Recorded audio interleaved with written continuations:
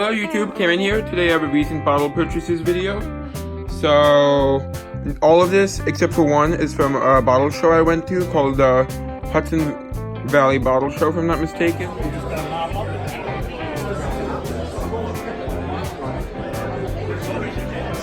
And it's for my bottle club, and yeah, I bought some really cool stuff. There's one bottle that I bought at Cold Spring, New York at an antique store, which I'll show first. This was $22, yep. It's really cool. It's about 1898 to I think it was 12, if I remember correctly. But I'll show the information for that now.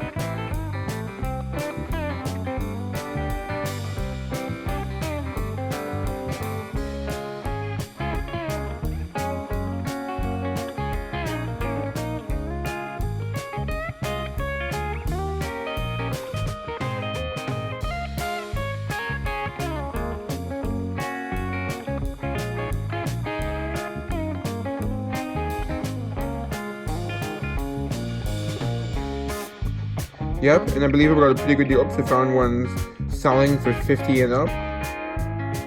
Yep, so I got a good deal. Pretty good. Really cool. I'll show you ones from the bottle show. This I got for $6. It's really cool. Probably it's 1919 to 1929 because that was the Owens mark. Yep. So it's, as you can see, it's paper labeled. I got it because my grandparents were from Kingston. I wanted to get it for them. Yep.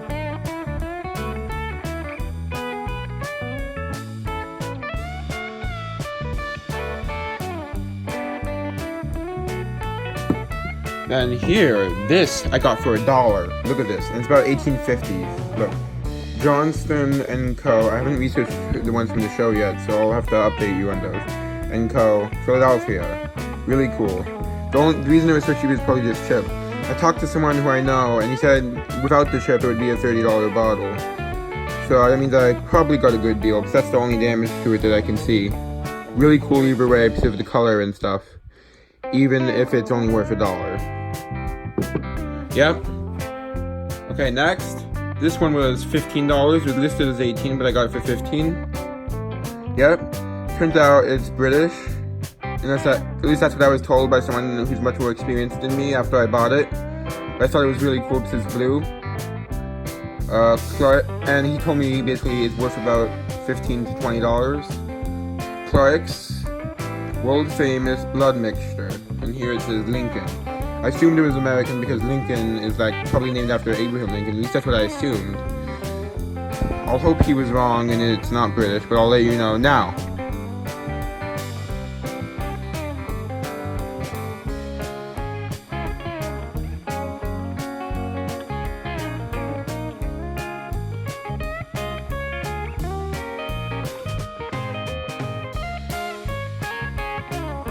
Is blown in a mold.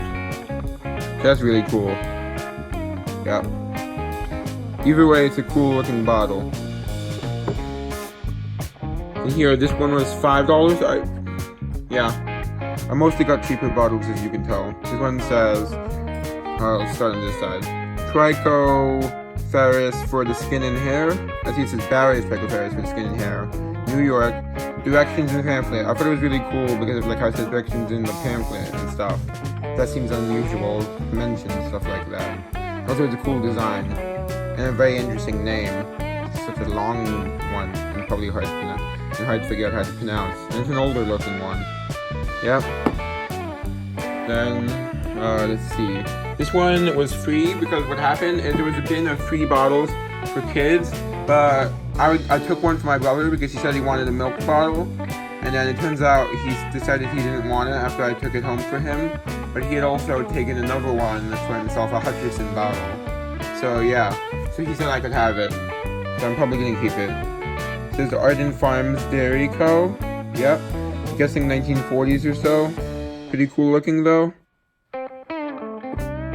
And anything else I forgot? Nope. Okay, next. Here, this one's really cool. Look, it's like one of those barrel whiskey bottles. You know, it's not an American bottle, which is why I got it for $10. Yep, it's Polish. But I looked it up. It's definitely a fair price because I just did some research. It's rare enough that it's a good price, but it's not worth too much in America. You see, it says Hein and then it has a dot, so it's abbreviated. Stabe, I don't know how to pronounce it, but it's Polish. I looked it up. I can get more information, I just need to do more research. Tigan. I think the bottom part is the location. Yep, and it is blown in the mold, so probably about the same age as the American ones.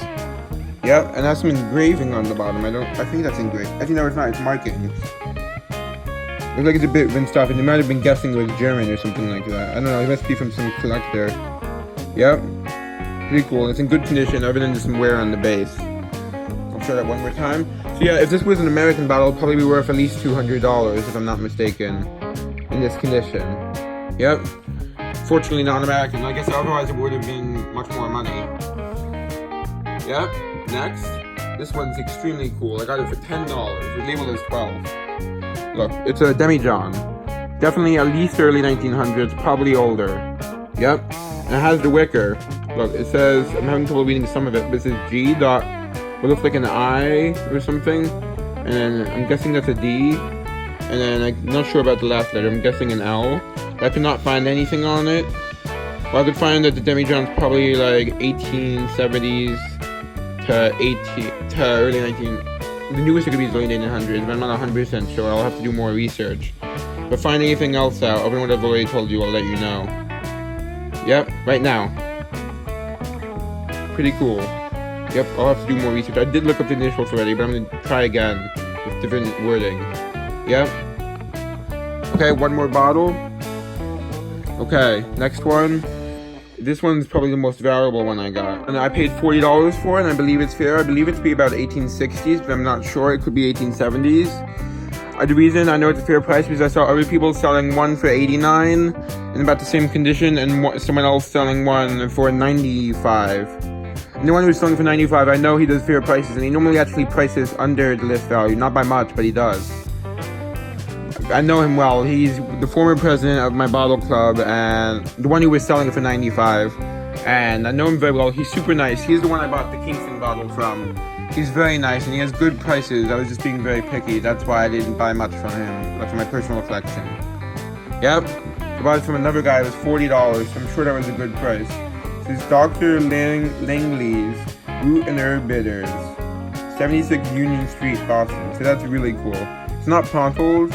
So it'd have to be probably late 1860s. Well, 1860s, they weren't doing pontos on all the bottles. They were converting routinely. Like, I have an 1861 bottle that doesn't have a ponto, so I'm sure of that. Yep. I do not believe this 1850s bottle has a ponto either. I think the 1850s is when they first started being able to not do pontos.